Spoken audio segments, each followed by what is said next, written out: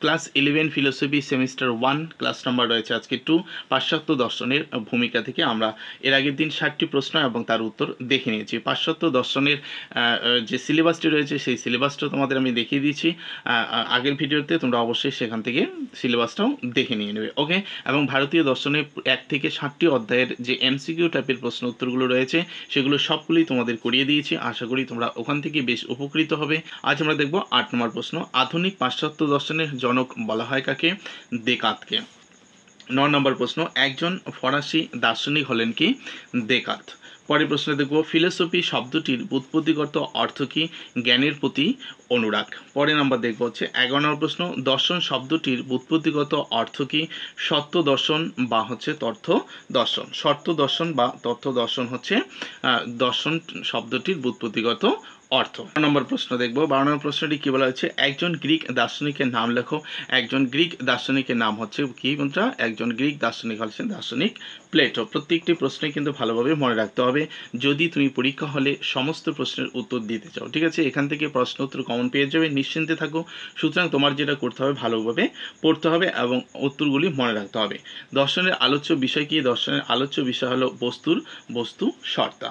পরের প্রশ্ন দেখব, প্রত্যেকটি মানুষই হলেন দার্শনিক এ কথা বলা যায়? এ কথা বলা যায় ব্যাপক অর্থে। ঠিক আছে, মনে রাখবে প্রশ্নের প্যাটার্ন কিন্তু বিভিন্ন ধরনের হতে পারে।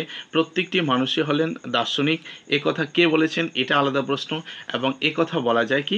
ব্যাপক অর্থে এ কথা বলা যায়। ঠিক আছে, সুতরাং প্রশ্নগুলো খেয়াল রেখে কিন্তু তার উত্তর দিতে হবে। 15 নম্বর প্রশ্ন দেখব, জীবন ও জগৎ সম্পর্কিত এক সার্বিক সমালোচনা বলা হয় কাকে? দর্শনকে। 16 নম্বর প্রশ্ন, আমরা শুধু বস্তুর অবভাসের জ্ঞান পাই এ কথা বলেন কে? দার্শনিক কান্ট। ওকে, দার্শনিক কান্ট এ কথা বলেন যে আমরা শুধু বস্তুর অবভাসের জ্ঞান পাই। পরের প্রশ্ন দেখব, দর্শনের কাজ কি? দর্শনের কাজ হচ্ছে সংশ্লেষণ করা। 18 নম্বর প্রশ্ন দেখব, দর্শনের মূল ভিত্তিভূমি কি? দর্শনের মূল ভিত্তিভূমি কি? দর্শনের মূল ভিত্তিভূমি হলো বিজ্ঞান। ওকে, সক্রেটিস হলেন একজন গ্রিক দার্শনিক। অবশ্যই ইম্পর্টেন্ট এই প্রশ্নগুলো, কারণ হচ্ছে কি এরকম প্রশ্ন আসে যে একজন গ্রিক দার্শনিকের নাম কি?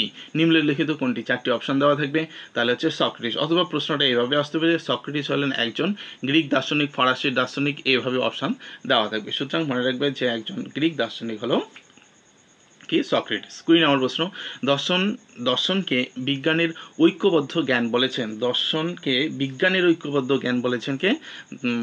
দার্শনিক স্পেন্সার। পরের প্রশ্ন দেখব 21 নম্বর প্রশ্ন কি বলছে? ধারণার জগৎ হলো পরম তথ্যের জগৎ এ কথা কে বলেছেন? দার্শনিক প্লেটো। ঠিক আছে, দার্শনিক প্লেটো বলেছেন কি? ধারণার জগৎ হলো পরম তথ্যের জগৎ। পরে আমরা প্রশ্ন দেখব, দর্শন হলো সকল বিজ্ঞানের সেরা বিজ্ঞান এটি কার মত? কোয়েতের মত। পরে ইম্পর্টেন্ট প্রশ্নগুলো আমরা দেখব। 23 নম্বর প্রশ্নটি দেখব, দর্শন অলৌকিক বা আকস্মিক কিছু নয়, এ হলো অনিবার্য ও স্বাভাবিক এ কথা কে বলেছেন? এ কথা বলেছেন দার্শনিক পেরি। ওকে, 24 নম্বর প্রশ্ন, কার মতে দর্শন হলো নিত্য স্বরূপের জ্ঞান? দার্শনিক প্লেটোর মতে হলো দর্শন নিত্য স্বরূপের জ্ঞান। দর্শন হলো বিশ্ব সম্বন্ধে সম্পূর্ণ ঐক্যবদ্ধ জ্ঞান। বিশ্ব সম্বন্ধে সম্পূর্ণ ঐক্যবদ্ধ জ্ঞান, এটি কে বলেছেন? এটি বলেছেন স্পেন্সার। ডিমোক্রিটাসের মতে জগতের মূল উপাদান কি? বা জগতের মূল উপাদান হলো হচ্ছে পরমাণু। পরের প্রশ্ন দেখব, দর্শন হলো বিভিন্ন বিজ্ঞানের সিদ্ধান্তগুলির সমষ্টিগত জ্ঞান, এটি কার মত? এটি হচ্ছেন স্পেন্সারের মত। পরে দেখব 28 নম্বর প্রশ্নটি কি বলছে? বিজ্ঞান ও দর্শনের উভয় লক্ষ্য কি? বিজ্ঞান এবং দর্শনের উভয় লক্ষ্য হলো সত্যানুসন্ধান করা। দর্শনের পদ্ধতি হলো গাণিতিক পদ্ধতি এ কথা বলেন কি? বুদ্ধিবাদীরা। 30 নম্বর প্রশ্ন, কার মতে দর্শন ও অধিবিদ্যা অভিন্ন? কার মতে দর্শন এবং অধিবিদ্যা অভিন্ন? দার্শনিক প্লেটোর মতে দর্শন এবং অধিবিদ্যা হলো অভিন্ন। সন্দেহ হলো জ্ঞানের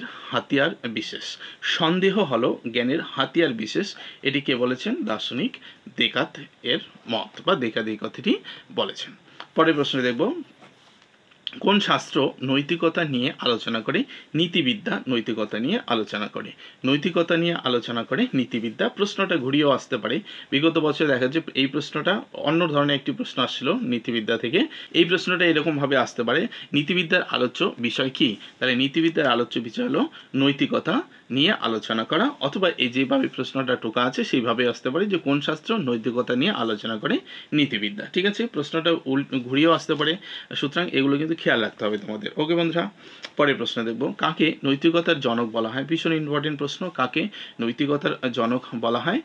সক্রেটিসকে নৈতিকতার জনক বলা হয়।